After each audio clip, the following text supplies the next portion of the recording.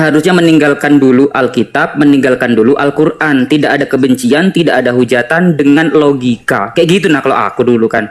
Logika aja dipakai. Kalau udah bisa berlogika, ya kebenaran itu akan muncul dengan sendirinya, kebuka itu nanti hatinya. Kalau kata aku kayak gitu. Betul itu. Makanya kayak bapak kakak itu dulu jujur tuh tidak suka sama Islam. Bahkan kalau kami sekolah itu, kalau ada kawan-kawan muslim yang datang ke rumah itu disuruhnya pulang. Dulu kan kalau kami masih zamannya TVRI tuh. TVRI. Kalau ada azan-azan di TVRI jam 6 maghrib itu disuruh matikan tuh. Itulah saking gak sukanya bapak. Bahkan dulu kalau kakak waktu menikah itu sampai dibilang aduh Bang Adi kalau naik kenapa lah selalu dabling ini Bang Adi ini. Aduh Bang Adi kalau naik kenapa lah selalu dabling. Aduh ya Allah ya Rabbi. Dibilang udah nikahkan anak saya saja nih dengan seperangkat alat tai tuh dulu tuh. Itu Ya. bapak itu. Iya benar demi Allah loh Dek. Waktu wali hakim itu minta izin kan minta izin tuh. Pak saya nikahkan ya putri bapak karena bapak masih Kristen. Ya nikahkan aja tuh anak saya tuh dengan seperangkat alat tai itu di KUA tuh loh. Lagi rame tuh. Nah setelah menikah dia bilang apa? Udah pergilah kau bukan anakku lagi kau. Mau nungging kau cium lantai kau tumbukkan kepala kau terserah kau lah di situ kau. Kau sudah berkhianat kepada Tuhan Yesus katanya kayak gitu loh. Sama iya pun. dulu tuh. Sama pun aku. Tapi dia tahu kau Dek. Biar tahu kau Dek. 3 tahun kemudian dialah yang pertama datang ke rumah kakak yang minta untuk disyahadatkan. Allahu Akbar. Itu bukan karena Al-Quran, tidak mungkin karena Al-Quran karena dia membenci. Bukan juga karena Bible, tapi karena sebuah mimpi. Nah, kalau kita dengar kesaksian murtadin, tahu dia pasti bilang gini, saya mimpi ketemu Yesus berupa cahaya, betul kan? Betul kali. Iblis lagi itu berarti. Mana ada kayak gitu. Ini mimpinya seperti itu Dek. Jadi gini Dek, Bapak dulu kan buka klinik tuh di sebelah. Dia kan bagian kesehatan tuh. Nah dia 1 minggu itu tidur di klinik karena adik kakak dulu itu ada yang gadis itu mau menikah sama orang Batak Kristen. Jadi kalau kami orang Batak itu sebelum nikah kan dari pihak laki-laki ngantar namanya sinamot. Jadi udah mau jadi nih. Jadi bapak saya nih jam 12 malam berdoa nih. Dia bilang gini, dia peragakan tuh, Tuhan Yesus, janganlah anak saya yang semua ini menjadi anak saya yang satu ini yang meninggalkanmu Tuhan Yesus. Katanya, amin. Dia selesai. Di tempat kakak itu deh, komplek rumah kakak itu tidak ada masjid. Yang ada di situ cuma musola kecil, itu pun di belakang klinik itu, agak sekitar 50 meter lah. Klinik itu musola. Yang ada di situ tahu kau 5 lebih gereja bangunan. Mulai dari GKPA, HKBP, GKPI, GBI, terus GPI. Iya, ada 5 atau 6 itu gereja. Di situ semua gereja. Nah, rumah kakak pas kebetulan di depannya GBI Mawar Saron. Disitulah kakak gereja. Kalau orang tua di GPDI. Nah, jadi setelah dia berdoa begitu, dia mimpi. Dia cerita ini. Mimpi apa itu? Dia jam 5, dia bilang begini. Saya kan tanya nih, karena dia datang ke rumah, dia minta disyahadatkan. Saya otomatis tanya, kenapa mau bersyahadat Pak? Gitu ya kan? Dia cerita, katanya dia melihat ada cahaya terang kali di belakang, memegang pundaknya. Saya bilang, jangan-jangan itu Tuhan Yesus Pak. Tidak Nak, katanya. Karena kan selalu begitu kesaksian kan? Iya betul, Yesus, betul. Karena dia pada waktu itu lagi berdoa. Jam 12 malamnya dia berdoa, jam 5 subuhnya dia bermimpi. Tapi Nak, katanya, Bapak tidak lihat ada kayak sosok, tapi pokoknya pembiasan cahaya terang kali. Bayangkan kan kita kadang kayak gitu kalau ada cahaya di belakang mobil gitu kan terang. Baru dia bilang begini, Bapak tiba-tiba terbangun. Terus saya bilang, dia ucapkan Allahu Akbar, Allahu Akbar 2 kali, 3 kali dia ucapkan. Padahal itu kalimat yang tidak pernah sama sekali dia ucapkan. Dan mungkin dia tidak tahu karena saking dia tidak mau tahu. Dia tidak suka sama Islam. Jadi iya Pak, iya.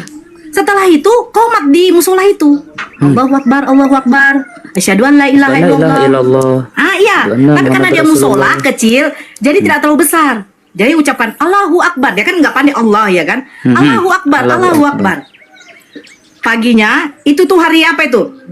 Hari Jumat. Jumat itu kan kalau di daerah Riau, kalau orang pegawainya itu kan wajib memakai baju Melayu. Ya kan? Hari Jumat di sana begitu ketentuannya. Anak sekolah pun juga begitu. Jadi dia hari Jumat dia pergi ke kantor, dia ceritalah sama ibu kepalanya. Saya mimpi begini, Masya Allah Pak, mungkin anak Bapak rindu. Karena udah 3 tahun lebih saya tidak ketemu sama Bapak karena udah diusir itu kan.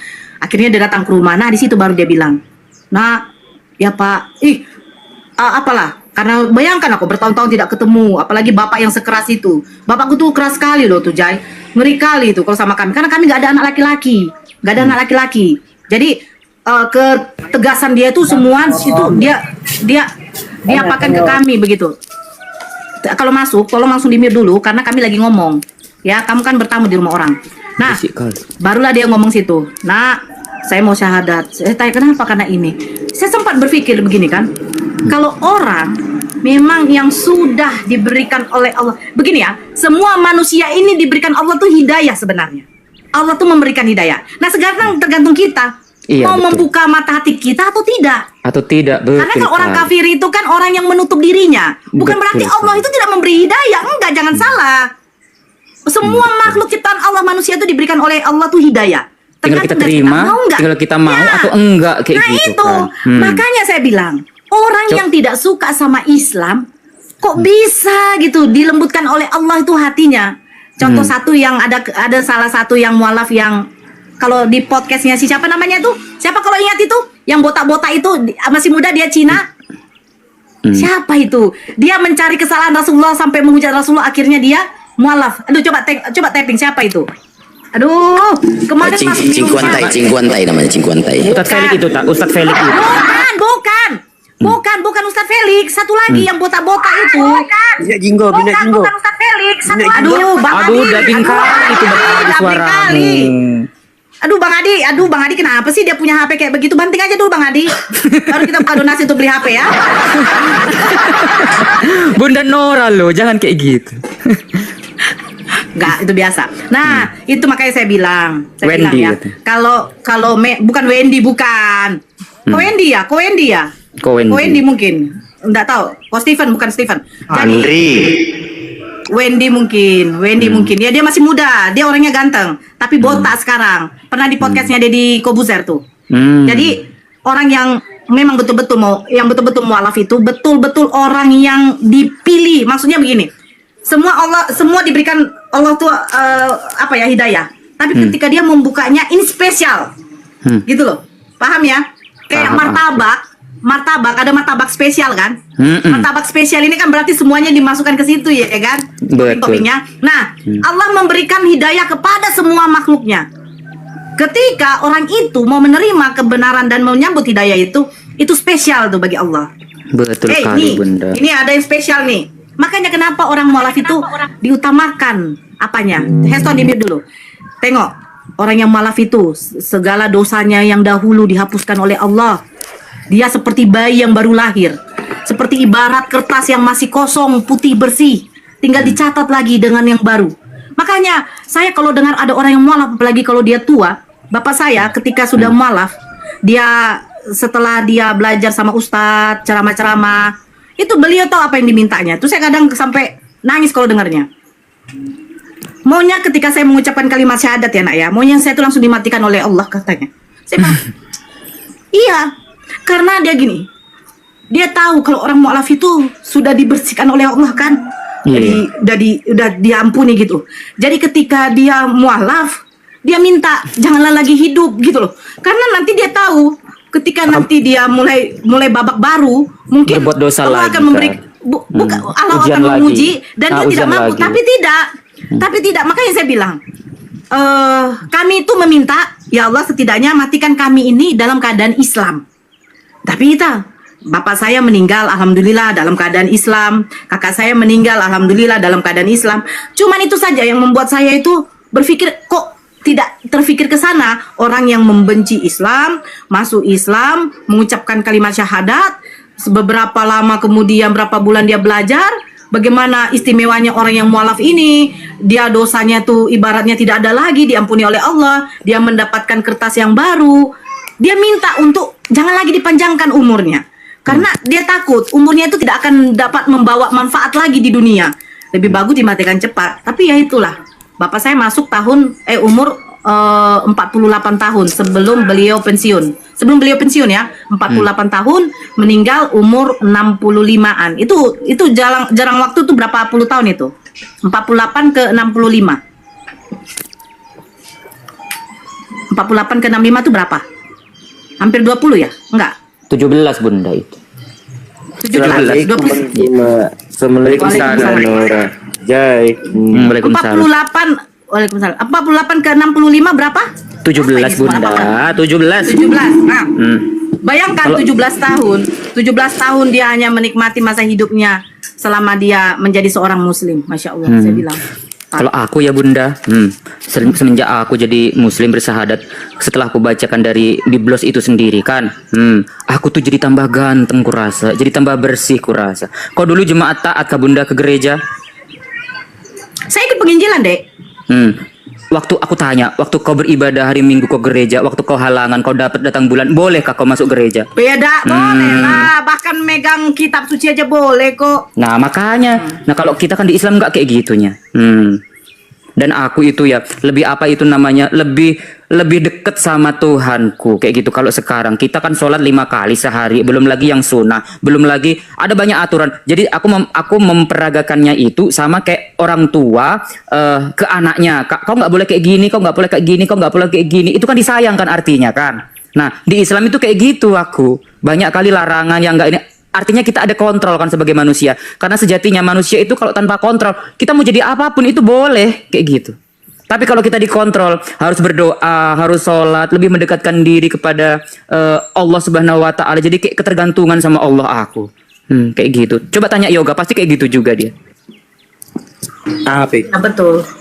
Jadi kayak si Yoga, kalau kayak si Yoga kan wajar ya. Ketika kayak Yoga kan lajang.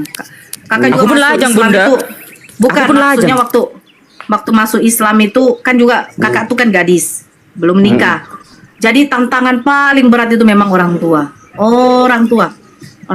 Bagaimana menyembunyikan identitas biar tidak ketahuan sama kedua orang tua. Apalagi Aku pun kemarin sholat Jumat, aku alasan makan Bunda. Aku bilang, Mama, aku mau makan dulu ya, aku belum makan dari pagi. Padahal aku kemana coba Tapi kau aku masih sholat enak Jumat. Kau masih enak kau. tapi Enak Dek, kenapa, Yoga? Tapi masih enak loh kalian laki-laki. Masih enak kalian laki-laki loh. Enggak enak nonotku dipijam 4 kali, gepeng nonotku. Enggak enak Iya, itu. Bukan Gini loh, bukan Jai. soal itu, Dek. Bukan soal itu, Dek. Maksudnya yang begini. Masih enaknya kalian laki-laki itu bebas keluar, bebas melaksanakan ibadah. Kalian sholat di masjid itu bisa. Ya kan, pakai celana panjang, jeans, kaos, udah pergi kalian. Kami kakak dulu perempuan mau ke masjid, nggak mungkin, nggak ada masjid di situ. Mukena mau dibawa, kelihatan dong, ya kan? Betul nggak? Masa saya masuk masjid, saya nggak pakai jilbab sampai di masjid baru saya pakai, kan nggak enak rasanya, nggak etis kan? Nah inilah maksudnya kebebasan di laki-laki ketika yang lajang mualaf dengan yang kayak kami ini yang gadis masih mualaf, nggak bebas deh. Waktu kakak ketahuan aja berjilbab di tempat kerja, itu ditarik bapak itu ke rumah. Itu habis ditempeleng pakai sepatu kerjanya, pak, ngeri kali kakak dulu deh, ditempeleng, mukena semua dibakar kecuali Al-Quran itu. Kakak nggak bisa melaksanakan sholat itu, dikurung di kamar, tidak dibolehkan lagi kerja, tidak boleh kemana-mana, B2 dikasih biar bagaimana biar masuk Kristen. Tapi alhamdulillahnya Allah tuh masih menjaganya apa? Ada adik kakak itu yang sudah menikah sama Kristen, dia tuh orangnya pengibah. Dia nanti beli makan dari luar, dari rumah makan yang murah-murah dulu masih ada 8.000 itu, dia antarlah lewat dari jendela. Dia kasihlah kakak makan itu tapi 2 kali karena sanggup uangnya cuma 2 kali waktu itu, nggak bisa 3 kali. Jadi pagi kakak tahan sholat, kakak ambil itu spray mama, baru pakai apa tuh, dengan apa, lindung bohong tuh ceritanya. Aku telepon mama, aku masih bisa aku berjong itu, barulah bisa melakukan sholat. Kalau tidak bisa. Ada gila-gilanya. Kalau aku dikasih babi kecap kayak gitu kan, aku kan di toko kan sekarang kan. Tiap hari pun aku dikasih babi kecap, tapi aku kasih anjingku depan rumah itu kan. Aku belilah makanan di luar kayak gitu sekarang. Biarlah. Aku nggak Kalau sampai kayak kakak gitu. taruh di plastik. Terus kakak kasihlah adik kakak yang sudah nikah itu makanlah kode. Dia bilang begini kan, memang kau Kak Nora kesengsaraanmu membawa kebahagiaan untuk aku. Kenapa? Ya kan mama kan masak daging gondit itu kan enak. Kau kasih sama aku gantilah, aku belikanlah dari rumah makan. Kan begitu kan? Nah, adekku itu kan udah sempat nikah kan sama orang Kristen. Nah, dia juga alhamdulillah udah masuk Islam. Dia masuk Islam tuh karena ajaran kasih. Kasih tampar pipi kiri, berikan pipi kanan. Kemarin pagi aku dapat tampar pipi kiri 3 kali pun aku ditampar kemarin pagi. Yoga tahu. Tengoklah. Aku naik wawancara kalian. Oke, siapa yang mau? Bang Boleh. Hadi turun dulu bentar ya. Bentar aja. Nih, Bang Hadi mau naik. Bentar. Mana sih Bang Handi? Kok nggak nampak Bang Handi? Oke. Kawan-kawan sambil di follow ya akunku yang baru ya, yang kemarin ditombak aku. Udah. Ya, Bang Handi, silakan Bang Handi.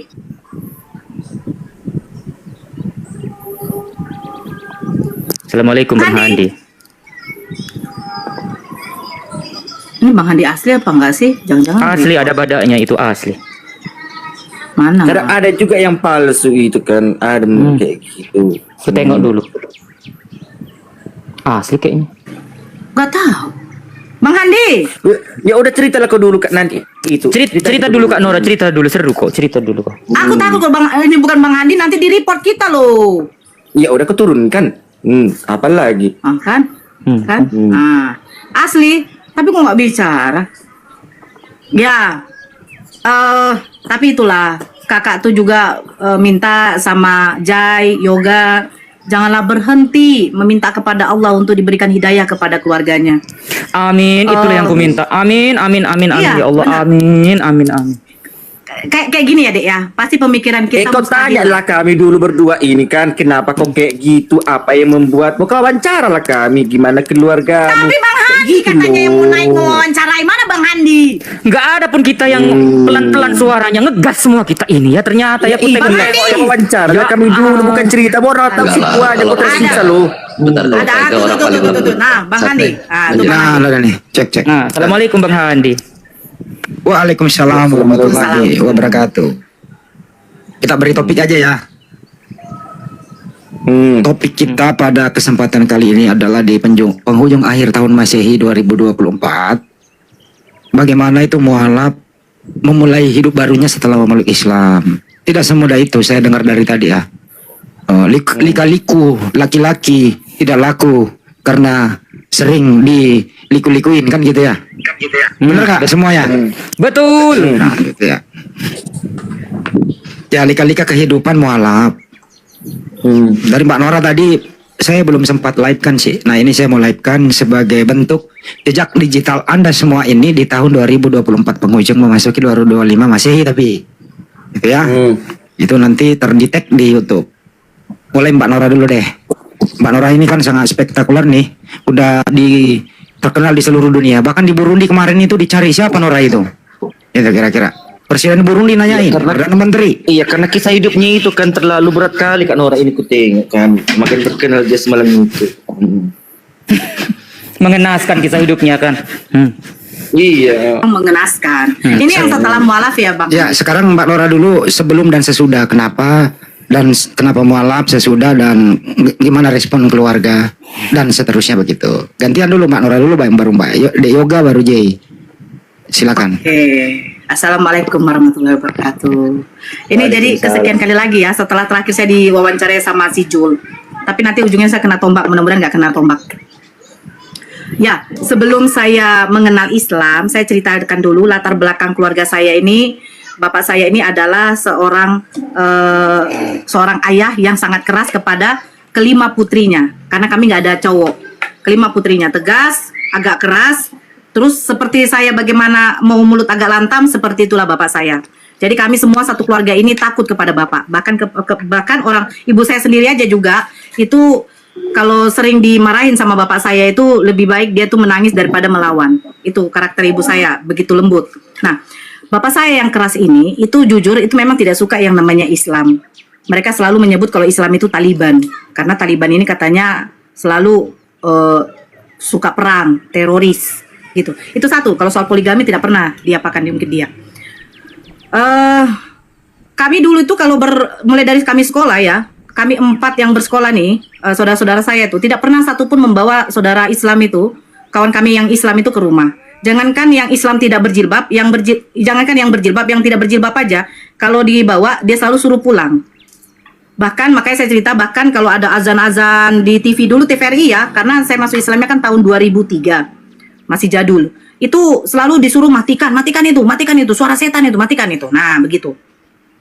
Jadi karena ketidaksukaan beliau, saya bilang bukan ketidaksukaan lagi, kebencian beliau kepada Islam, itu membuat kami itu memang sedikit pun tidak mengenal itu Islam itu, yang kami tahu ya, maaf, itu Muhammad, yaitu Islam, Nabi Muhammad itu Islam gitu. Al-Quran isinya kayak Al-Fatihah, mengucapkan kata Bismillah, itu cuma tahu Al-Fatihah itu bagaimana.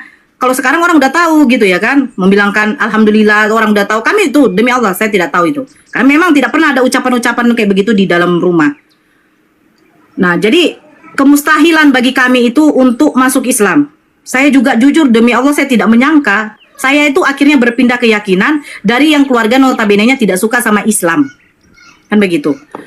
Saya mengenal Islam itu karena perbincangan saya sama pendeta. Betul yang dikatakan Jai. Bukan berarti kami mengenal Islam itu atau dapat hidayah itu karena membaca Al-Quran. Tidak. Al-Quran tidak pernah tersentuh. Kitab Bible sendiri aja ketika ada khotbah-khotbah dari pendeta aja baru tersentuh. Kalau di rumah pun jarang, kecuali kebaktian-kebaktian kecil-kecilan. Itu biasa di rumah-rumah. Ataupun ada acara-acara untuk remaja dengan pemuda-mudi. Itu pun pada waktu hari Paskah dengan menyambut Natal dan Tahun Baru. Itu baru ada seperti itu. Jadi memang kalau dibilang Kristen jarang baca Bible, betul. Kristen jarang baca Bible. Bahkan mungkin tidak tahu isi Bible. Alhamdulillah dengan diskusi seperti ini, saya sendiri pribadi dengan orang tua saya baru tahu ada yang namanya ayat-ayat Yeskiel, Kidung Agung, Amsal, itu baru tahu. Bahkan orang tua saya sendiri yang masih hidup, ibu saya tuh baru tahu Theos itu artinya dewa. Itu pun dari diskusi Bang Zuma. Orang tua saya tanya, apa sih Theos itu nak? Yang dibilang sama Bang Zuma itu dewa mak. Dewa di mana? Di Perjanjian Baru mak. Loh, kok bisa ada? Ya itulah mak, itu bahasa Yunani. Oh katanya. Nah, saya tidak diskusi, saya cerita sama pendeta waktu kami perjalanan pulang dari Tanah Putih, waktu melakukan penginjilan ada di salah satu perusahaan yang di situ karyawan Kristennya, beragama Kristennya cuma sekitar belasan, tidak banyak. Dan di situ di Tanah Putih itu gereja itu waktu itu tidak ada, cuma adanya tuh yang hanya bentuk-bentuk rumah. Karena situ mungkin mayoritas Islam kalau saya tidak salah. Karena saya tidak lihat ada gereja di situ. Saya bertanya waktu itu mau apa ya, menjelang hari Paskah. Saya salah satu guru sekolah minggu untuk anak-anak. Kami mau mengadakan acara untuk cari telur Paskah. Kalau si Jay atau Yoga tahu, cari telur Paskah untuk anak sekolah minggu. Itu biasa kami lakukan setiap menyambut hari raya Paskah. Saya bertanya sama pendeta, karena konsepnya ini kan Paskah ini kan adalah kematian Yesus. Ya, saya tidak tahu kenapa tiba-tiba saya bertanya nih. Saya tanya, Pak Pendeta, yang membangkitkan Yesus siapa sih? Karena kan ceritanya Yesus bangkit nih. Ini yang membuat saya bertanya begitu, saya nalarnya begini. Nanti kan yang membangkitkan saya ini adalah Tuhan.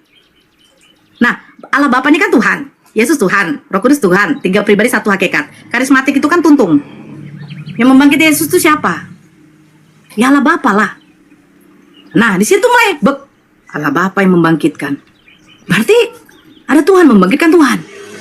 Kenapa dia nggak bisa bangkit sendiri? Kan di dalam Kisah Para Rasul ada itu. Memang pernah dibacakan. Dari situ mulai bekerja, mulai cari tahu. Maaf kalau ada suara noise anak-anak di luar sana ya. Memang lagi main-main pula kan hari libur. Pelana saya pergi lari. Di situ mulai bekerja, saya mencari tahu. Saya bukan mencari tahu tentang Islam, karena bagi saya itu tidak penting dulu. Saya mencari tahu begini. Kenapa Yesus saya, Tuhan, dibangkitkan oleh Tuhan? Berapa Tuhan saya? Kan begitu. Kenapa Tuhan dibagi 3 pribadi 1 hakikat? Tuhan menjadi manusia, firman-Nya ini dari Sang Firman menjadi manusia. Ini memang kalau saya putar, jujur, tidak akan paham. Tuhan menjadi manusia, tidak akan bisa terima ini otak. Tuhan saya yang menciptakan saya akan menjadi saya juga, gitu loh. Nah ini yang dulu membuat saya tuh ambigu. Akhirnya saya ketemu dengan teman.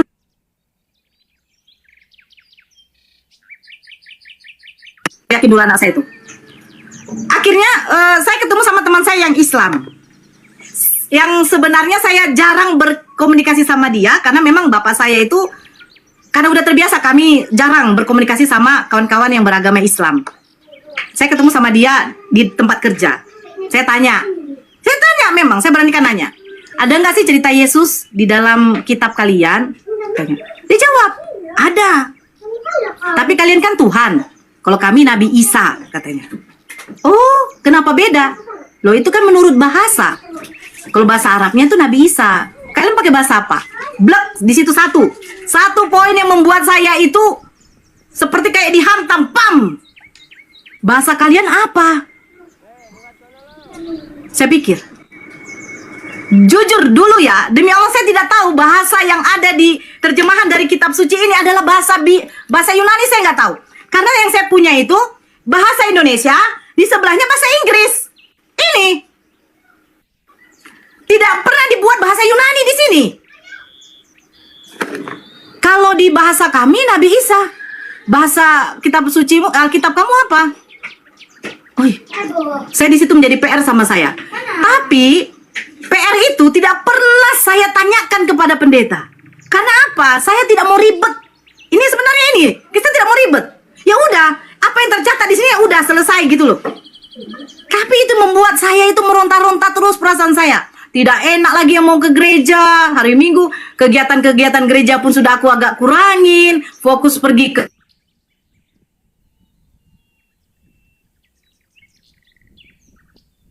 Lagi hang dia. Sabar dulu ya, lagi hang dia. Kenapa itu nge-lag? Nge-lag ya. Biasa signal itu. Minggu saya izin. Udah. Hah? Udah Bang. Diulang dari 1 menit ke belakang diulang. Oke. Akhirnya saya minta izin, Bang Handi Noise. Saya minta izin dari bos dengan bapak. Saya tidak ke gereja. Saya memang bohongi orang tua. Saya bilang ada tambahan kerjaan di tempat kerja. Bos saya bohongin. Saya ada urusan keluarga. Hanya untuk menemui kawan saya yang Islam ini. Memang hati saya itu sudah tidak tenang. Tidak tenangnya. Tapi kenapa saya tidak utarakan kepada pendeta saya? Kenapa, bahasa apa sih yang ada di kitab suci kita ini sebenarnya? Kenapa Islam ini menggunakan bahasa Ori? Sehingga mereka tahu penyebutan Yesus itu bukan Yesus tetapi Isa. Kenapa kita Yesus? Pakai bahasa apa Yesus ini? Karena begini, ada Tuhan yang bernama Yesus, Allah, Roh Kudus. Kenapa berbeda nama? Tapi saya nggak mau utarakan ke Pak Pendeta karena saya juga tidak mau ribet. Saya tidak mau ribet sama Pak Pendetanya. Akhirnya saya ketemu kawan saya tanyakan lagi soal bahasa itu. Emangnya memang betul Yesus itu ada di dalam kitab kalian, Al-Quran kalian? Ada. Tapi kami sebutnya Nabi Isa, Nor. Nabi Isa kami itu dimuliakan Allah. Saya kaget, dia bilang dimuliakan.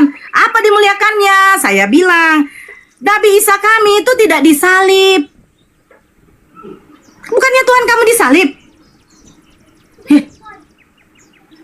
Iya. Kok saya punya Tuhan disalib?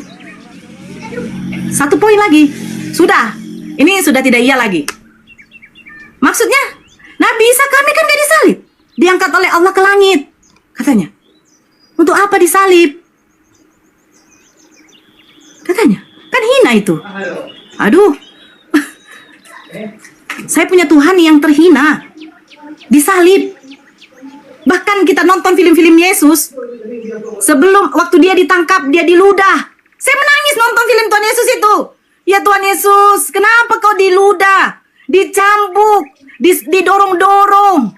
Terus memikul salib yang kita tahu itu sebenarnya kayak konsen apa ya, pintu ya. Besar kali salibnya kok bisa sampai datang si Simon dari mana itu, aduh, membantu. Simon dari Kirene. Dari Kirene, ya. Membantu karena saking beratnya. Saya menangis terus gitu loh. Ya Tuhan, kenapa Engkau menderita demi kami Tuhan? Tetapi ketika saudara Nabi Isa kami itu tidak terhina, berarti Tuhan saya terhina. Ya udah, saya dari situ 2-3 hari, 1 minggu, 2 minggu, 3 minggu, sampai 1 bulan lebih, datang pendeta ke rumah, ngomong sama bapak, kenapa si Nora sudah tidak mau ikut sama saya untuk melakukan penginjilan. Bapak saya tanya, kenapa dek? Bapak tidak pernah manggil saya Nora. Kenapa, Dek? Datang tadi udahmu. Gak apa-apa, Pak. Jangan kau bohong. Udah ada lain-lain kau di luar sana? Gak ada, Pak, aku bilang. Tapi hati saya sudah tidak iya. Berapa hari kemudian, kalau tidak salah itu hari Kamis, saya memutuskan untuk tidak pergi ke tempat kerja. Saya di situ beli kaos yang agak panjang, karena saya suka pakai kaos agak ketat, celana jeans. Saya pergi ke masjid yang 2 kali naik angkutan umum. Karena saya tahu, di wilayah itu, daerah Dumai, tidak ada yang kenal sama bapak saya. Saya pergi di daerah Bagan Besar, kalau ada yang tahu Bagan Besar. Salah satu masjid di situ. Saya perginya itu pagi, nyampe sekitar jam 9:30, 10. Saya duduk di depan masjid. Masjid itu dulu di depannya tuh ada sebuah pohon rindang, ada tempat tongkrongan mungkin untuk anak-anak muda lah. Saya duduk di situ, saya tunggu sampai zuhur. Saya lihat udah rame, selesai sholat, datang terakhir mungkin Pak Ustadz yang mimpin masjidnya, imamnya, dia kunci pintunya, saya temui. Ya saya tanya, Pak, iya Dek, bisa nggak di sini untuk memasukkan orang Islam? Siapa yang mau mualaf? Dia sebut mualaf. Saya, Pak. Masya Allah. Barulah dia bawa saya ke rumahnya. Di situ ada istrinya, memang istrinya tuh seorang ustazah yang memimpin perwiritan di kampung itu. Akhirnya ya saya di sharing cerita kenapa mau masuk Islam begini. Akhirnya ditanya lagi.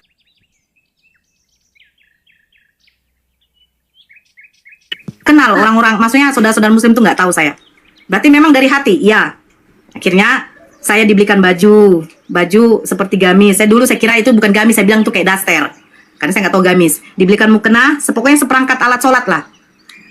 Dibilang sama Pak Ustadznya, nanti selesai maghrib kita baru syahadat ya Dek, Adek di sini aja.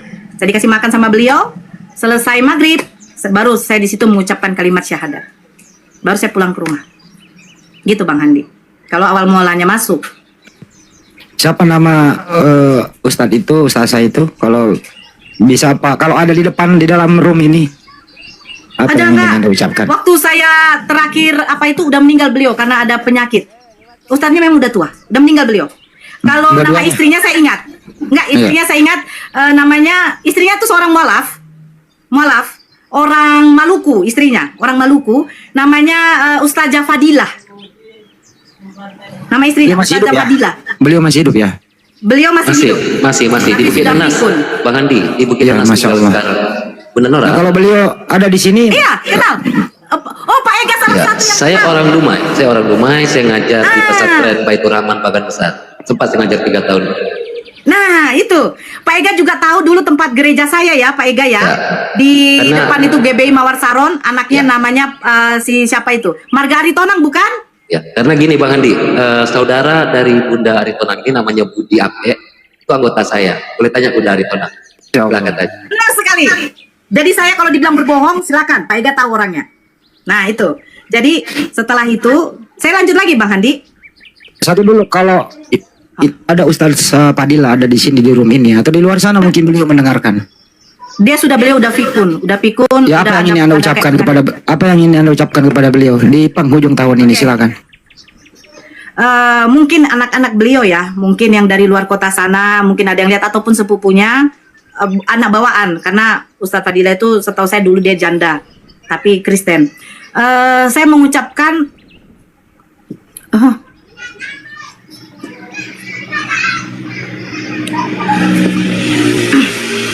mengucapkan banyak terima kasih kepada Pak Ustadz saya dulu ya, beliau sudah almarhum, dia seorang hafiz Quran.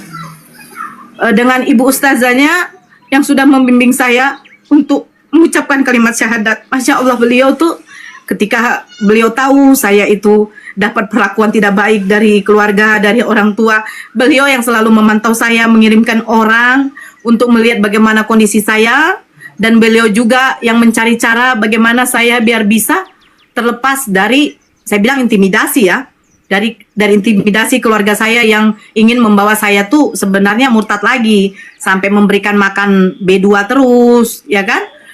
Saya tidak dibolehkan keluar. Saya terima kasih buat ibu ustazahnya. Masya Allah, mudah-mudahan Allah memberikan surga untuk Pak Ustadz saya yang Amin. sudah mendahului ibu Amin ustazahnya. ya Allah. Amin. Kayaknya Amin, itu amin. Bang Andi. Lanjut. Ya, setelah saya pulang, saya seperti biasa, tapi saya menggunakan tabungan saya itu untuk membeli pakaian-pakaian yang lebih sopan. Tempat saya tuh kalau Pak Ega tahu, tempat saya kalau mau pergi ke jalan besar itu harus pakai becak dayung. Ya Pak Ega ya kan, Pak Ega tahu. Kalau mau ke depan, karena rumah saya di belakang Bulog, harus pakai becak dayung. Nah di becak itu baru saya pakai jilbab. Ketahuan saya itu waktu ada tante saya, bukan tante kandung, tapi karena satu marga, itu waktu melintas di depan tempat kerja saya itu melihat saya pakai jilbab. Diteleponlah bapak saya. Ditelepon bapak saya pulang dari kantor. Taulah kalau pegawai dia punya sepatu yang model panjang itu.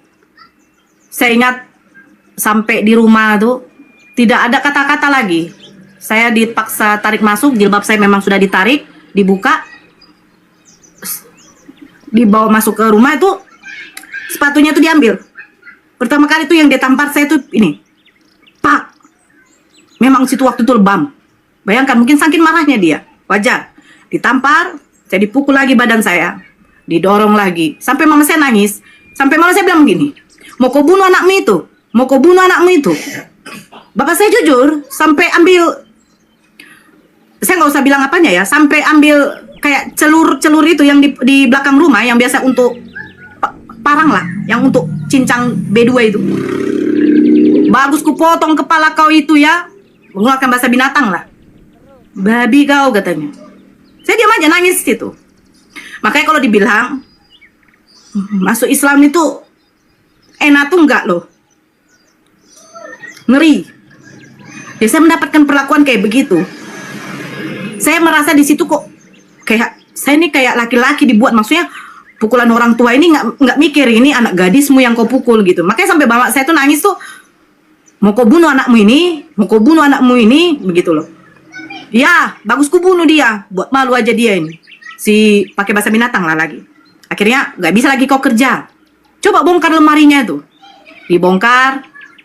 Dulu bensin itu masih harga 2.000 satu botol Aqua, saya ingat. Dibelilah bensin, dibakarlah semuanya itu kecuali Al-Qur'an. Al-Qur'an memang Bapak tidak terlihat dia atau bagaimana? Pokoknya Al-Qur'an itu masih di lemari. Saya kalau ingat itu ya Allah. Dibakar. Saya tidak bisa keluar rumah, hanya di kamar terus. Mama biasanya jarang masak gondit, jarang. Ini masak terus, kasih ke kamar, makan itu. Kalau nggak makan, kok biar aja kau mati. Memang ada pilihan lain, tapi adik saya yang Kristen ini, yang udah nikah ini baik kali. Dia ketok dari jendela, Kak Nora, kau belum makan kan? Waktu itu uang saya tuh sudah diambil semua. Biar jangan ada cara saya tuh biar tidak makan gitu. Enggak, saya bilang. Ini ada nasi bungkus. Makanlah katanya. Saya makan itu. Adik saya yang kasih. Kadang kalau nggak ada uangnya sekali sehari itu saya makan. Asalkan jangan saya makan lagi ini B2 ini. Itu nanti B2 itu saya kasih ke adik saya karena adik saya masih Kristen gitu. Sampai begitu. Sampai datang Ibu Ustazah Fadilah itu mengirimkan orang ngasih tahu bahwa ada yang mau melamar saya. Itu beberapa bulan kemudian setelah saya masuk Islam. Saya masuk Islamnya itu bulan 6. Saya menikahnya itu sekitar bulan 9, bulan 10. Pelamarannya itu. Saya terima, saya waktu itu setelah menerima dengar begitu, saya sholat. Saya tidak tahu sholat istikharah. Saya nggak tahu. Saya taunya dapat zuhur, saya sholat, saya minta sama Allah, ya Allah, kalaupun ini dengan cara ini saya harus keluar dari rumah, biarlah saya terima lamaran dari laki-laki ini. Saya tidak kenal laki-laki ini, nggak tahu saya. Akhirnya saya sampaikan kepada orang itu. Saya sampaikannya itu, saya suruh adik saya telepon ke nomor ini. Waktu itu masih telepon umum. Waktu itu masih pakai apa tuh yang pakai kamar-kamar itu? Apa tuh? Pakai koin. Seperti itulah. Baru saya ditelepon, adik saya sampaikan, iya Kak Nora, nanti hari apa ini mereka mau datang, lamar, suruh mama dengan bapak siap-siap. Saya bilang, Pak, ada yang mau melamar saya. Siapa? Namanya ini agama Islam. Memang anjing kau. Memang itu saja otak kau. Islam aja otak kau, katanya. Kau makan babi itu juga tidak berubah otakmu, katanya. Saya diam aja situ, saya diam. Pokoknya intinya mereka datang, bapak dengan mama pergi. Yang menerima lamaran itu saya. Ditanya sama keluarga, mana orang ada pesta. Tapi mereka maklum. Karena mereka udah lihat, udah kurus. Ini mukanya udah kayak orang yang tidak apalah. Macam mana lah, berapa bulan. Ya makan sekali. Kadang kalau ada uang adek dikasih 2 kali. Dipikir mama bapak saya sudah makan B2 itu, padahal tidak. Akhirnya bapak izinkan saya tuh menikah. Sebenarnya diizinkan. Dibilang mama, bapak sudah ikhlas kalau kau menikah nak. Tapi jangan marah kalau dia tidak datang ke ijab kabulmu. Ke nanti kalian pemberkatan nikah. Dia bilang pemberkatan. Di mana kau menikah? Di KUA. Itu omongan mama. Rupanya pada waktu saya pakai baju kebaya untuk nikah, ijab kabul, bapak rupanya nggak tahu. Saya menikah hari Jumat. Bapak nggak tahu. Bapak bilang, adik berbohong, ini Kak Nora ada kawannya mau menikah, Pak. Dia pandongannya. Kok pandongannya pakai baju kayak begitu? Saya nggak pakai jilbab itu. Padahal pengen pakai jilbab, tapi untuk mencegah, jangan terjadi pencegahan itu, saya nggak pakai. Bapak curiganya ada bunga pengantin, melati itu. Akhirnya, adik saya sendiri yang cari oplet, yang dibayar itu 20.000 untuk mengantarkan saya ke KUA. Saya pergi ke KUA, rupanya bapak udah pulang, marah, dia datangi KUA dengan mama. Karena di situ orang memang betul rame, bapak mungkin agak bisa mengontrol emosinya ya. Baru giliran kami yang mau diakadkan, disuruh masuk, ini dia baca berkas. Oh ini yang adik yang mualaf itu ya, berarti orang tuanya nggak bisa jadi wali ya dek. Saya sebagai ganti walinya ya, katanya. Ini nanti bapak, saya lupa tuh bapak siapa tuh. Yang menjadi penghulunya, yang menikahkan nanti ya dek, iya.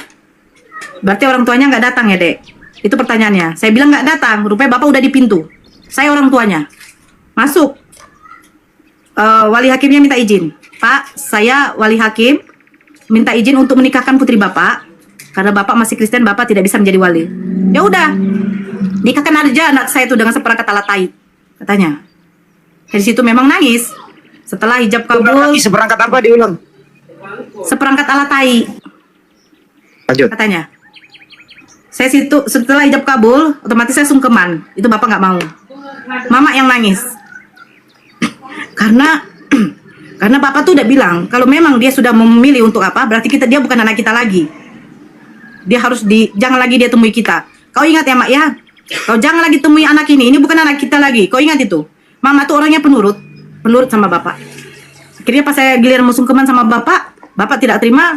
Dia bilang, mulai saat ini kau bukan anak saya lagi. Jangan kau pernah injakkan kaki kotormu itu di tanah kami. Dia bilang di tanah, berarti udah mengerti. Jangankan di rumah, di halaman rumah aja dia sudah tidak izinkan. Kau terserah kau, mau nungging kau di sana, mau kau bentur-benturkan kepalamu di lantai sana, kau cium-cium lantai itu, terserah kau. Sekarang kau bukan anakku lagi. Saya nangis, saya pergi. Saya pergi sampai itulah Bang Handi, sampai berapa tahun tuh? 2003 akhir saya menikah. 2007 pertama kali bapak saya temui saya lagi di rumah. Dia datang ke rumah. Yang seperti saya bilang tadi, dia datang ke rumah. Dialah orang yang pertama kali untuk meminta disyahadatkan waktu itu. Itu saya ingat juga hari Jumat. Waktu itu pulang Jumatan laki saya. Saya waktu itu sholat zuhur ya, udah selesai sholat zuhur. Saya duduk sama suami, cerita-cerita. Waktu itu kami memang belum makan. Suami pergi ke belakang, digedor-gedornya pintu.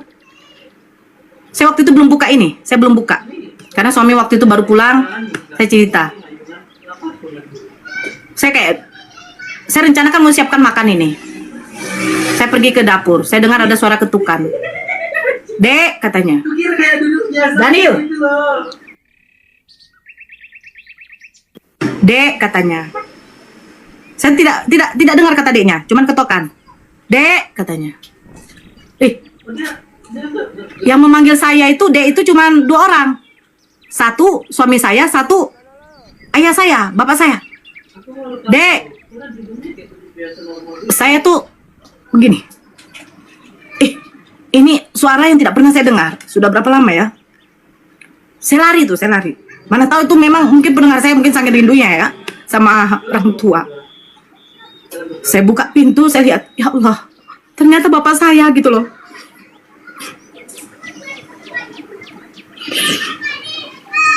Saya tarik ke dalam. Saya lompati bapak saya tuh. Lompatinya tuh saya peluk. Saya cium terus. Saya nangis memang. Saya jujur saya sampai bersimpu di kakinya saking rindunya tuh. Rindu kali ya Allah saya bilang. Karena apa? Saya dengan bapak saya tuh saya paling dekat. Saya paling dekat. Kemana-mana saya sendiri yang dibawa. Kalau dengar dia saya sakit, sampai dia kalau ditugaskan keluar kota, itu ditunda keberangkatannya. Kalau dulu dengar ini si Nora lagi demam, langsung dia tidak jadi berangkat. Itu saking dekatnya kami.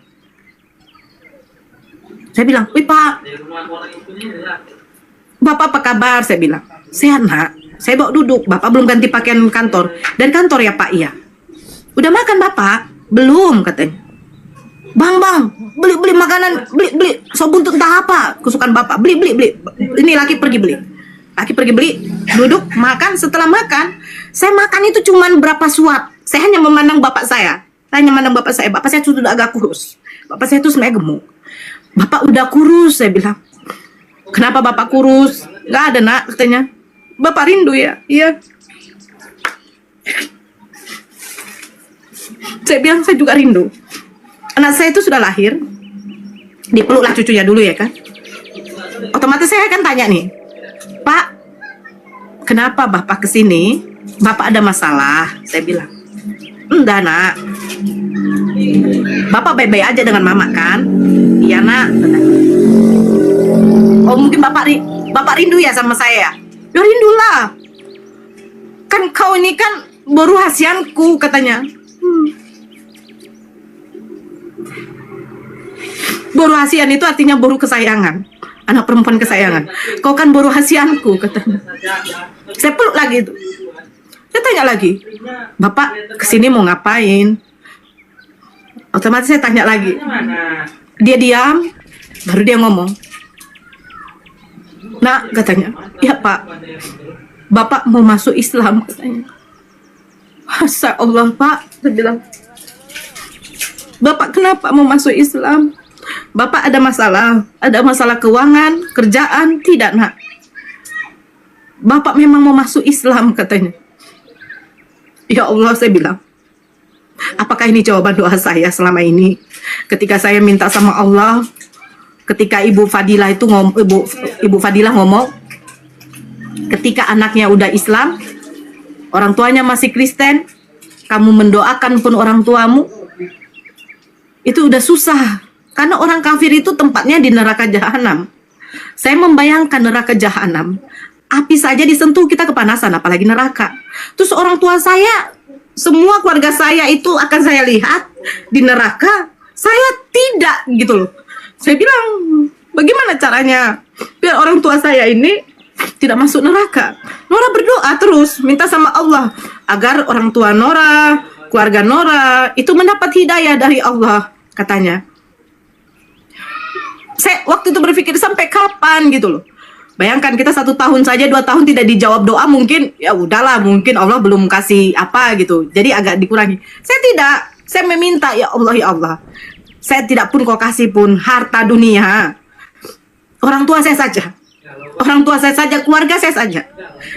Kalau sudah Islam, udah nggak perlu pun kaya, nggak perlu, tidak perlu. Makan aja udah cukup.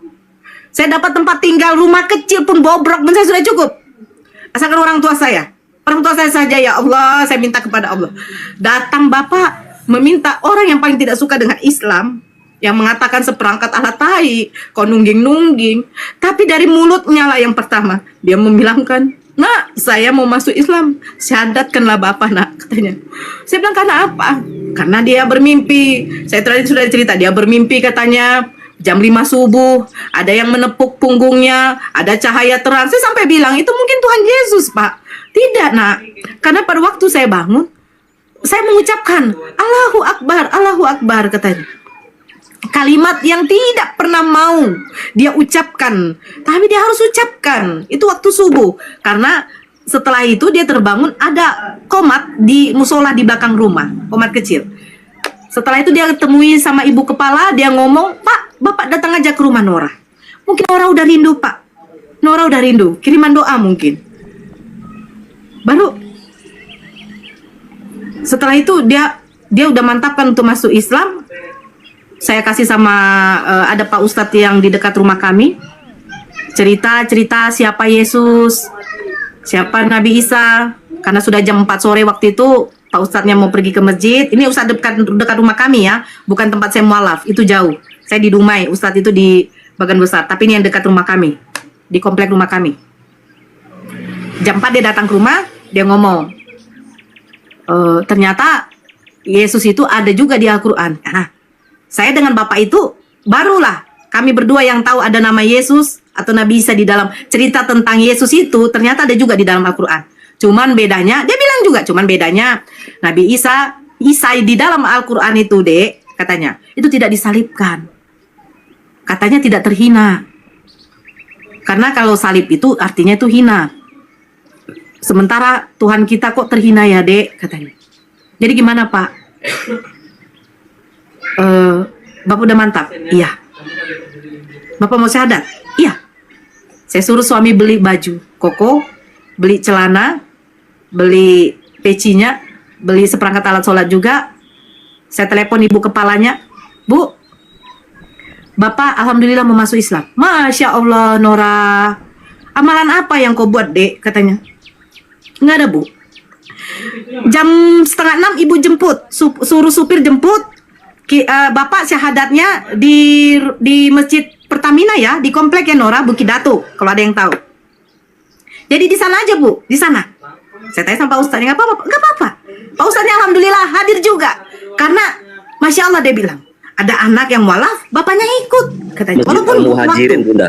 Masjid Al-Muhajirin Bukit Datu. Di Pak Datu, iya.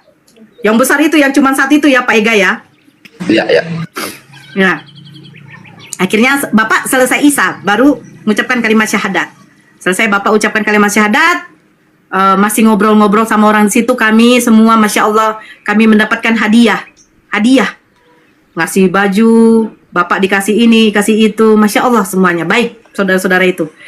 Akhirnya Bapak pulang ke rumah, beliau tidak mau pulang ke rumah Mama lagi, karena dia bilang, kalau cerita tadi Pak Ustadznya, Nak, mamamu itu sebenarnya bukan mahram Bapak lagi. Kalau Bapak nanti sama dengan mamamu, kami sudah seperti berzina, katanya. Jadi Bapak di sini, ya, Bapak di sini, katanya. Dah, akhirnya sampai 1 minggu tuh, saya telepon adik saya yang Kristen itu, saya kasih tahu pertama sama dia, Bapak udah masuk Islam. Dia nangis adik itu. Tapi dia nggak memberontak, dia nangis. Akhirnya dia bawa pakaian kerja Bapak semua. Dia bawa pakaian kerja Bapak, Mama udah curiga di situ. Karena Bapak udah nggak pulang-pulang. Akhirnya Mama datang ke rumah. Mama tahu Bapak masuk Islam. Mama di situ memutuskan untuk cerai sama Bapak. Dia bilang begini sama Bapak. Kalau kami kan orang Batak manggil nama anak pertama. Oh, Bapak Vera, katanya. Berapa tahun lah kita menikah? Dari tahun 70-an kita menikah. Bagaimanapun sifat-sifat buruk kau. Bapak saya dulu jujur, seorang penjudi, peminum, suka nongkrong di kafe, itu bapak saya. Tapi saya tahankan, katanya. Tapi saya tidak menyangka kita harus berpisah hanya karena agama, katanya. Saya di kamar itu dengar nangis. Bayangkan udah bercucunya. Tapi orang tua saya harus berpisah hanya gara-gara agama. Bapak saya nangis. Ya sudahlah Mak Vera. Kalau memang itu mau.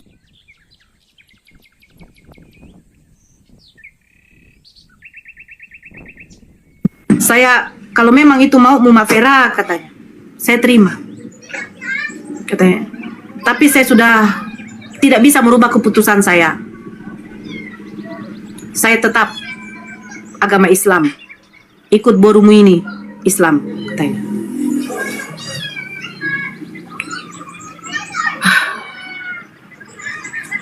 Jadi sudah itu mama minta uang, ongkosnya 1 juta untuk pulang ke Pangaribuan. Kampung mama di Pangaribuan. Udah pulang, 1 minggu kemudian saya dengar ada telepon, "Kak, mama sakit." Loh, bukannya mama udah di Pangaribuan? Enggak jadi. Waktu mama mau berangkat itu mama sakit. Terus di mana sekarang? Udah bawa ke rumah sakit? Udah, kami baru pulang dari rumah sakit. Saya bilang bapak, "Pak, mama sakit, Pak." Saya telepon di kantor, bapak pulang ke rumah. Saya telepon suami, "Bang, mama sakit." Bukannya udah di Pangaribuan mamamu, katanya. "Enggak, Pak. Kalau bilang si Kori nggak jadi berangkat, langsung katanya sakit." Sampai ke rumah saya lihat mama di situ memang udah sakit. Udah datang beberapa pendeta ngobatin. Betul. Kalau nggak percaya tanya orang Dumai itu. Rumah kami itu siapa yang tidak kenal? Rumahnya Pak Aritonang, yang keluarganya satu keluarga semua Islam. Mamanya pernah sakit karena itu gosip. Mamanya sakit karena suaminya masuk Islam. Suaminya masuk Islam karena kawin sama londur. Hamil londur itu akhirnya terpaksa masuk Islam. Itu fitnahan kepada bapak saya pertama. Itu fitnahan waktu itu. Tapi untuk membantah fitnahannya itu terbukti di komplek kami itu melihat bapak saya itu mulai sholat subuh, kecuali zuhur dengan asar karena masih di kantor, maghrib, isya itu selalu di masjid.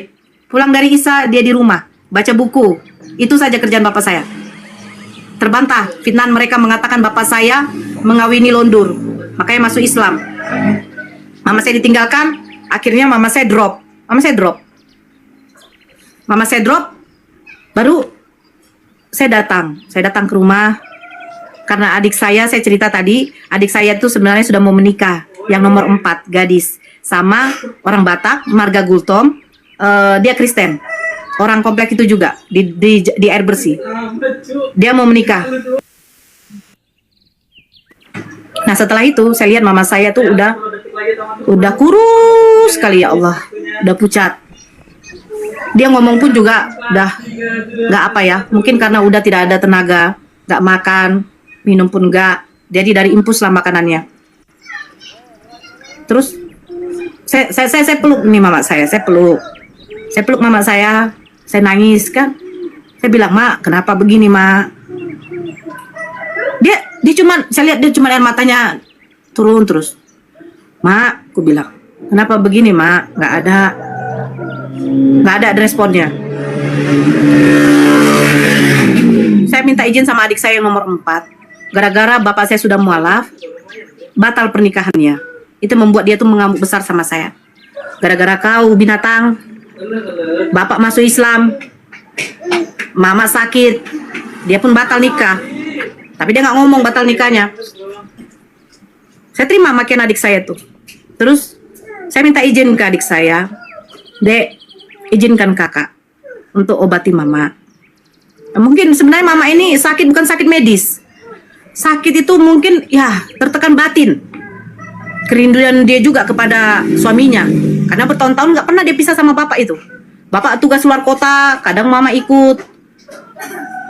Adik bilang gini, "Saya izinkan kau tapi jangan kau bawa mama." Saya tanya Pak Ustadznya, "Bagaimana Pak Ustadz?" "Gak apa-apa, Dek. Tapi makan dan minumnya beliau harus diatur ya, Dek. Jangan dari rumah ini, dari luar." Saya bersedia. Mama makan 3 kalinya, minumannya semua saya beli 1 kardus aqua. Saya yang tanggung makanannya. Saya akan beli dari luar. Saya bilang, "Oke, adik. Kalau mama tidak sembuh, saya tebas kepala kau ya," katanya. "Silakan," saya bilang. Adik saya ini yang nomor 4 ini kayak saya, muncungnya lantam, ngomong kadang tidak ada otak. Akhirnya iya, saya datang, muncungnya lantam, ngomong kadang tidak ada otak. Akhirnya iya, saya datang, kasih makan mama, kasih minum yang sudah didoakan sama Pak Ustadznya. Saya kasih terus. Kadang Pak Ustadznya datang untuk merukiahkan. Saya minta sama Pak Ustadznya, "Adik izinkan, tapi diawasi kami." Saya kasih terus, saya kasih. Sebenarnya udah komplain pendeta, saudara-saudara kami yang di dekat rumah itu, pendeta-pendeta itu juga udah komplain sebenarnya. Karena kalau bisa si Nora nih dengan bapak ini janganlah didekatkan ke mama katanya, akan menambah penyakit katanya. Tapi ada izinkan juga, dia bilang biarin aja, kita lihat dulu sampai sehebat apa orang ini katanya. Ya alhamdulillah, berapa minggu itu mama berangsur pulih, mama mulai bisa ngomong, itu saya ingat itu. Dia ngomong pertama kali, dia pertama kali bilang ini, "Nak, saya rindu." Bapak itu duduk aja, bapak duduk diam tertunduk nangis aja, karena dia nggak bisa megang. Jadi saya tanya, apa mau mama? Biar mama sehat. Mandikan dulu saya nak, katanya. Karena mama selama ini kan di lab. Nggak apa-apa ini, saya bilang. Nggak apa-apa katanya, mandikan aja. Saya suruh suami saya yang menggendong. Bang, gendong dulu mama. Saya bikin tempat duduk kan. Saya mandikan mama. Saya bilang gini, ya Allah, apa ini? Apa mama saya ini mau pergi gitu loh. Karena dia maksudnya tidak pernah begitu kan. Apa mungkin mama saya mau pergi? Tapi waktu saya selama mandikan tuh dalam hati saya menangis. Ya Allah, ya Allah. Kalaupun engkau mau mencabut nyawa mama saya, itu setidaknya dia mengucapkan kalimat syahadat dulu lah ya Allah. Saya bilang, pokoknya dia tuh mengimani agama Islam. Ya Allah, tolonglah ya Allah. Ini yang aku minta ya Allah. Kalau kau pun mau mencabut nyawa aku silakan. Tapi mamaku tolonglah dia ucapkan kalimat syahadat ya Allah. Karena aku tengok tuh memang mama tuh ya udah agak apalah gitu kan. Setelah mandi itu kan saya sisirkan, saya bedakkan, saya pakaikan, saya belikan baju baru waktu itu, daster baru. Terus dia ngomong, dia bisik, dia sudah makan waktu itu.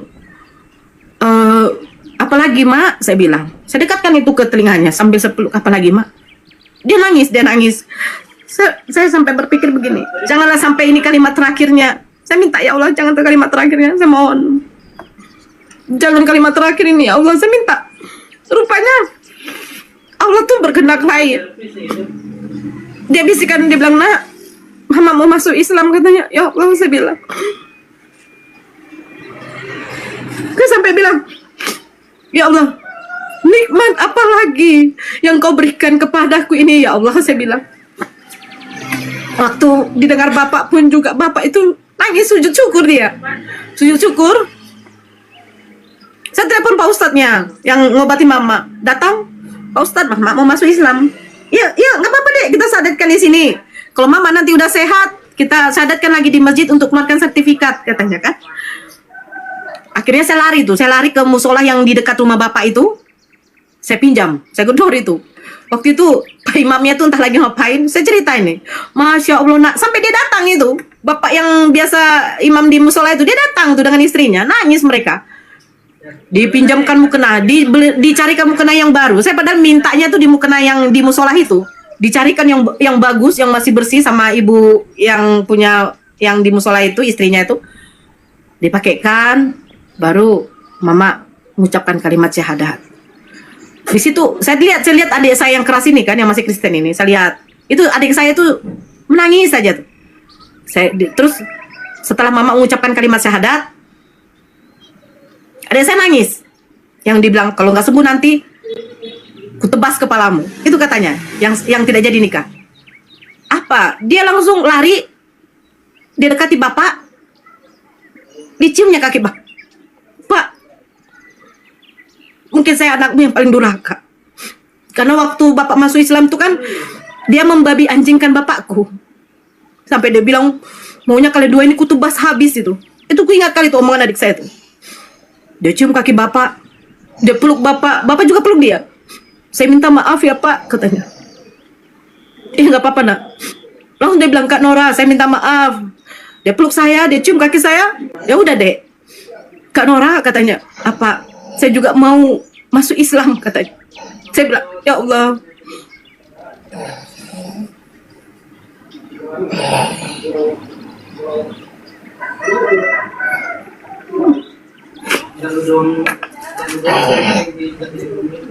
Saya cuma bilang gini,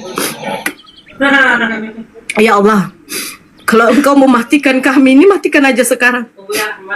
Saya bilang gini, apa sih nikmat apa lagi yang Allah kasih sama saya ini ya Allah. Saya tidak menyangka, demi Allah saya tidak menyangka bapak saya, adik saya, kakak belum waktu itu, adik saya yang dua gadis ini masuk Islam. Saya telepon ibu kepalanya lagi, memutuskan, Dek, mama dengan adik itu syahadatnya di masjid Bukit Datuk lagi adik ya. Nanti dijemput supir. Akhirnya datang. Jujur, waktu dikasih tahu akan ada yang mualaf lagi, yang mualaf ini adalah anggota keluarga Bapak Aritonang yang mualaf kemarin katanya. Masya Allah masjid itu ya Allah. Sampai imam di masjid itu begini. Pak Aritonang biar tahu ya. Masjid ini itu penuhnya pada waktu taraweh katanya. Taraweh dengan sholat Idul Fitri. Tapi Masya Allah waktu katanya mereka mendengar ada istri bapak dengan anak gadis bapak mualaf ini rame Pak. Masya Allah. Akhirnya kami dikumpulkan di depan di masjid itu. Saya nggak tahu saya mau bilang apa lagi.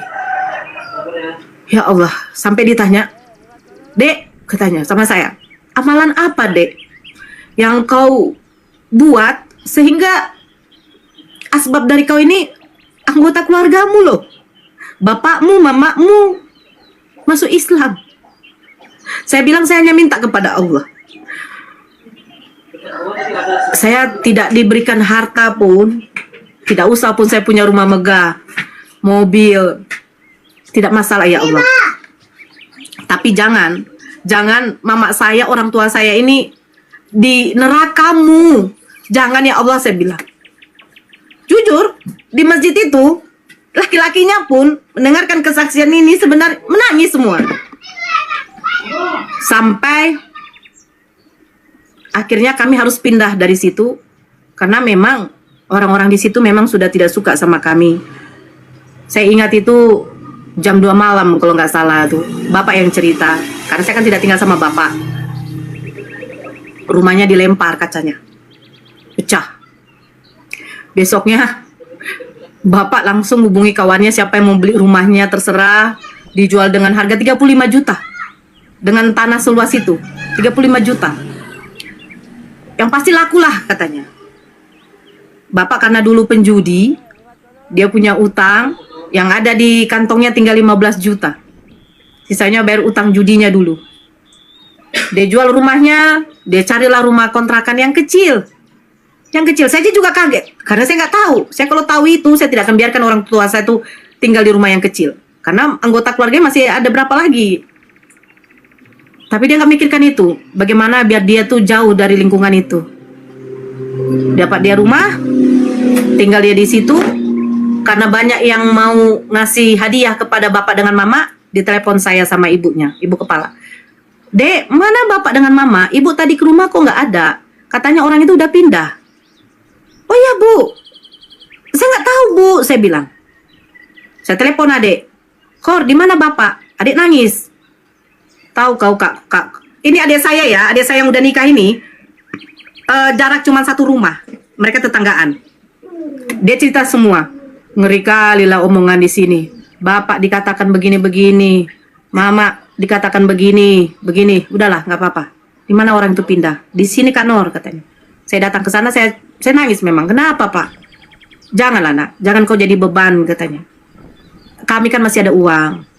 Ya tapi jangan kayak begini Pak, saya bilang. Nggak apa-apa nak. Akhirnya waktu itu yang menjabat, waktu itu wali kotanya masih Pak Jul As. Pak Jul As telepon dinas kesehatan meminta untuk diberikan salah satu rumah dinas yang paling bagus. Waktu itu bapak disuruh tinggal di perumahan kedokteran di dekat rumah sakit umum. Tapi bapak di situ nolak. Bapak mintanya di daerah Belimbing, rumah sakit dinas di situ, biar tempat kerjanya dekat di Puskesmas Dumai Barat. Akhirnya bapak tinggal di situ sampai beliau pensiun. Tapi jangan salah, 2010 dia harus ke Rumah Sakit Harapan Kita untuk menjalani operasi bypass. Pada waktu bapak di Rumah Sakit Harapan Kita, adik saya yang paling kecil itu harus menjalani operasi kista di perutnya. Itu ada sebesar ini, kista itu 2010 2009 Bapak menjalani operasi itu bypass. 2009 juga adik menjalani operasi kista. 2010 adik menjalani operasi yang kedua yaitu operasi tulang. Di situ memang Masya Allah ya, Masya Allah ujiannya. 2010 juga adik saya yang nikah sama Kristen dengan kakak saya yang juga menikah sama Kristen, itu kami sama-sama memang diuji Allah di perkawinan. Kami di situ pisah sama suami. Saya pisah sama suami, saya pulang ke Dumai. Kakak saya pisah sama suami, memang itu murni. Kakak saya menikah tahun 2003, duluan dia menikah. Itu dia mengalami namanya KDRT. Suaminya tuh maaf suka minum karena memang mertua dia itu penjual tuak, buka lopo tuak. Bahkan maaf kata, saya tidak ingin membuka aib kakak saya, tapi itu aib waktu Kristen lah, waktu jahiliyah. Suaminya itu suka kali mengajak menjimaknya tuh, mencampurinya tuh walaupun dalam keadaan haid. Sehingga kakak saya itu mengidap penyakit. 2017 dia harus operasi di rumah sakit Pringadi kalau nggak salah, Pringadi atau Adam Malik, antara dua itu. Saya baru tahu ini kasusnya ini dari mama. 2017 dia harus operasi yang namanya operasi kista. Memang kakak saya waktu sudah cerai dari suaminya, dia menikah lagi di tahun 2012. 2017 dia harus menghadapi operasi kista. Tapi ternyata 2022 kemarin dia mengalami pendarahan hebat. Waktu dicek di rumah sakit lagi, ternyata dia udah terkena kanker serviks stadium 4, stadium akhir. Karena tahu suaminya dia terkena kanker serviks, dia dipulangkan semua sama suaminya. Dia dipulangkan ke saya. Karena bapak waktu itu kan tinggal di Pasaman.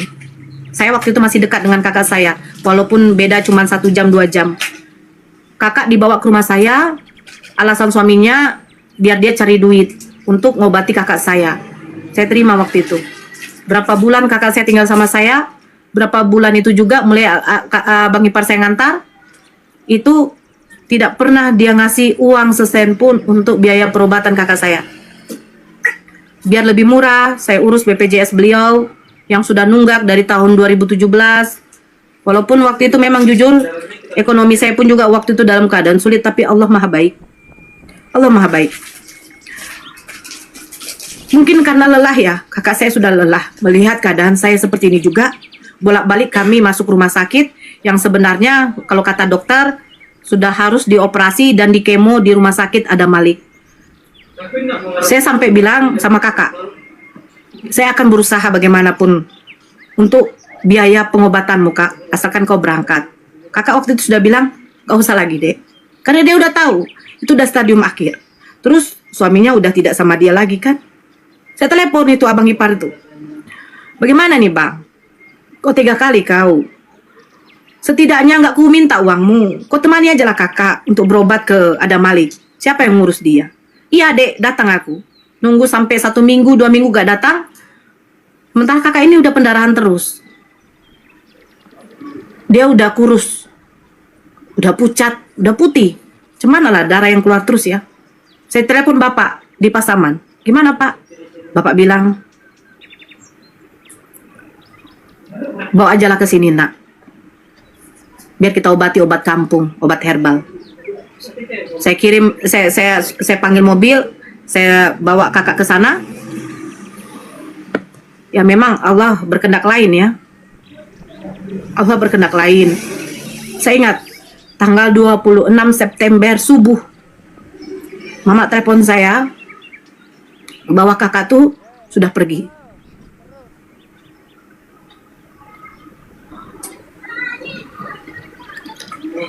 Saya datang ke sana, saya ke Pasaman. Suaminya datang juga. Wajar kalau mama saya mengamuk ya sama suaminya ya. Setelah meninggal baru datang, saya pun juga mengamuk. Saya bilang nih, seandainya Seandainya Allah itu menggantikan, maunya kau yang mati bang, bukan kakak saya bilang.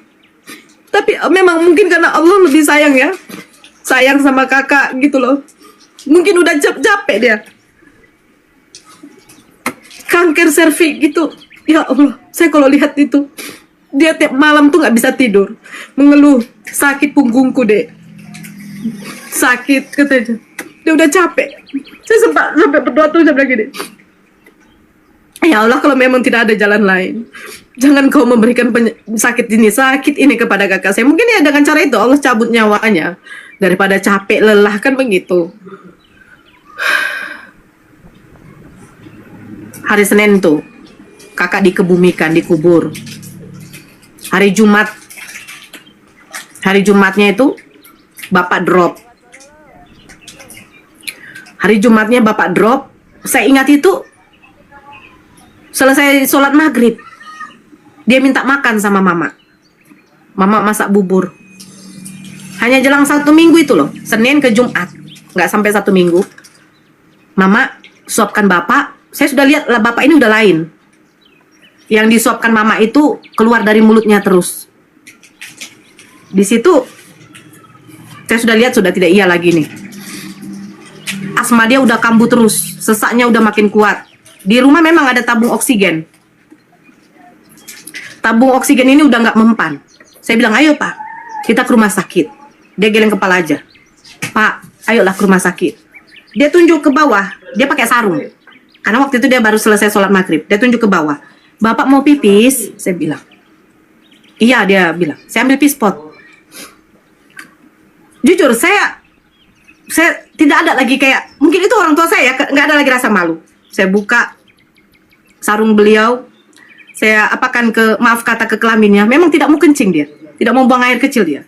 Tapi dia tunduk terus, dia tunjukkan dia kayak katanya mau kencing, tapi enggak. Akhirnya dia mulai tumbang. Saya telepon adik ipar saya tuh dekat dengan rumah bapak juga. Saya bilang, Kor, panggil lakimu. Kenapa? Bapak, aku bilang. Karena semenjak kematian kakak saya itu, bapak udah kurang sehat di situ. Mungkin karena pikirannya, karena bapaknya orangnya pendiam. Kami bawa ke rumah sakit. Itu pakai mobil orang waktu itu. Kami bawa ke rumah sakit. Ditanya, bapak ada riwayat jantung. Ternyata selama ini bapak tidak lagi mengkonsumsi obat jantungnya dengan obat pengencer darahnya. Itu yang membuat jantungnya udah tidak stabil lagi untuk memompa dan memicu sesak napasnya makin kuat. Itu katanya. Akhirnya karena udah agak parah, dibawalah bapak ke ruang ICU. Di situ yang menjaga cuman kami bertiga. Saya, adik saya yang Kori itu dengan suaminya. Karena kejadiannya itu mulai dari maghrib, otomatis kami belum makan malam. Adik ipar saya yang membeli. Daniel kecilkan suara. Adik ipar saya membeli nasi bungkus waktu itu, nasi goreng dibungkus. Kami makan di bawah. Ditelepon itu sama perawatnya. Bu, ke atas dulu bu, katanya. Kami naik ke atas. Bicara sama dokter.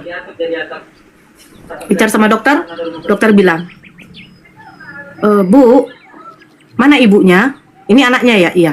Oh ibu di rumah. Nggak bisa datang ya? Nggak. Karena memang keadaan mama itu orangnya terlalu lemah. Bapak ini sebenarnya sudah tidak ada harapan. Karena detak jantungnya ini sudah tidak normal, terus merusak paru-parunya. Sehingga memicu asmanya terlalu kuat katanya. Tapi kami mencoba berusaha ya, katanya. Adik berdoa saja semua, ya. Tapi silakan masuk. Karena dokter itu mungkin udah tahu, kami diizinkan. Sebenarnya di ICU tidak boleh. Tidak boleh di situ lebih dari 1 orang. Tapi kami diizinkan untuk talkinkan ya, membilangkan la ilaha illallah, la ilaha illallah. Saya telepon mama. Mak, kayaknya kondisi bapak ini tidak baik. Doakan saja nak. Itu pertama mama ngomong. Saya tutup. Mama mau datang? Enggak bisa saya datang ke situ nak. Oke. Jam 12:30 tuh. Mulai drop. Bapak mulai drop. detak jantungnya mulai sudah tidak bagus. Itu datang perawatnya mengecek kondisi, menelpon dokter. Dokternya telepon saya, Bu, kalau kata perawat yang di situ, coba Ibu talkinkan lagi, Bu, Bapak sudah mau perjalanan.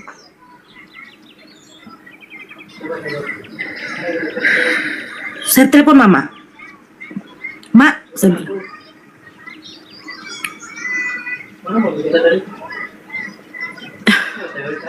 Bapak ini sudah mau pergi. Mama bisa datang?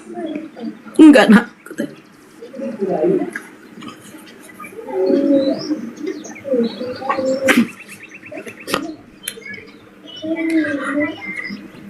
Salam cium, sampaikan salam cium Mama untuk bapakmu. Mama udah ikhlas. Bilang sama Bapak.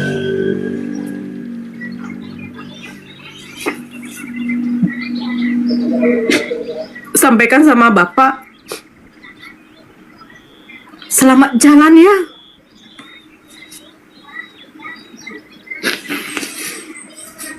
Setelah saya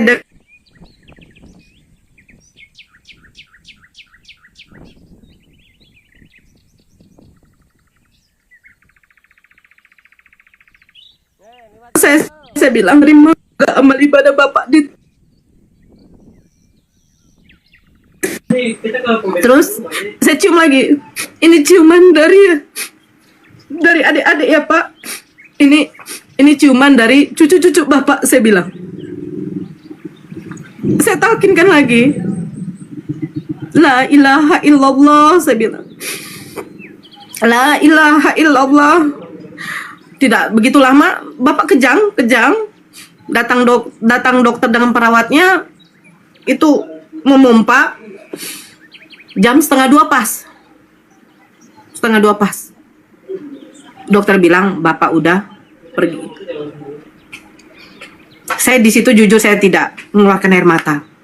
Saya panggil adik saya dengan adik ipar saya dengan adik saya nangis peluk. Saya jujur saya sudah tidak lagi.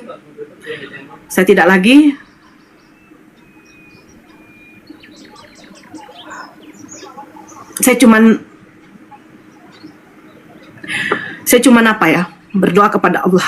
Saya mengucapkan syukur kepada Allah.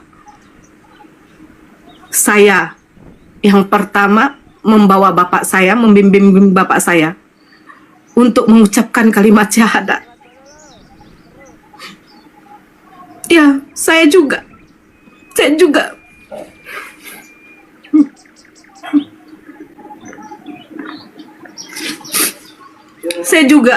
yang memberangkatkan bapak saya, mentalkinkan bapak saya terakhir kali.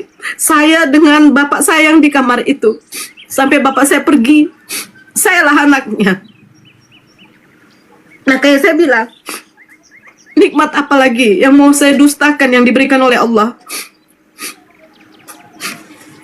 Saya bersyukur, apa yang saya minta dari Allah itu dikabulkan. Satu, saya minta, ya Allah, Islamkan keluarga saya. Allah mengabulkan.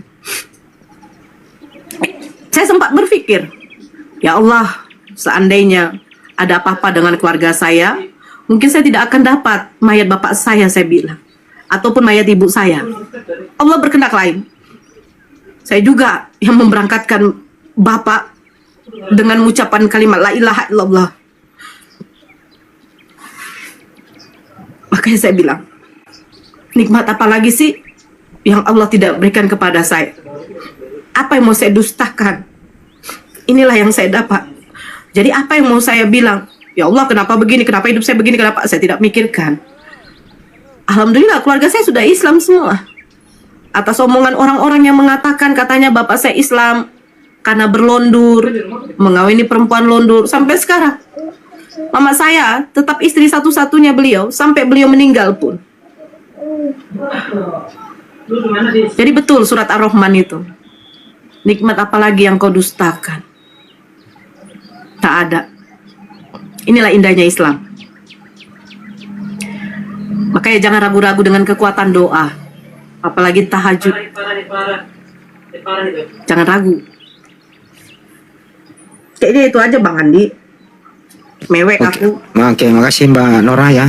Ini inspirasi, ini bukan menjual kesedihan. Kita sebagai muslim dari awal ya nggak mengalami kayak beginian. Perjalanan seorang mualaf. Intinya mualaf itu cerdas dan mandiri.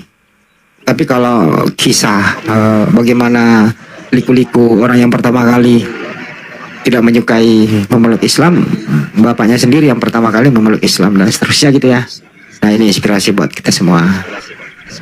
Bang Andi, Istiqomah gitu. Lanjut yang lain. Makasih. ini Bang Andi, ini ibuku mewek loh dengar ini. Ibuku orang sudah tua ini. Nangis dia, saya juga ikut nangis ini. Lihat ibuku nangis, saya juga ikutan nangis. Allah ya Rabbi. Lanjut Bang Andi. Ya, bayangkan dari sangat benci malah mau dilenyapkan dari muka bumi, memakai alat dan seterusnya, itu tiba-tiba beberapa tahun kemudian kan minta disyahadatkan juga, nyusul ibu, adik dan satu keluarga kan gitu. Nah itu doa seorang mualaf. Itu sih teman-teman, ini inspirasi ya. Nah bagaimana dengan yoga?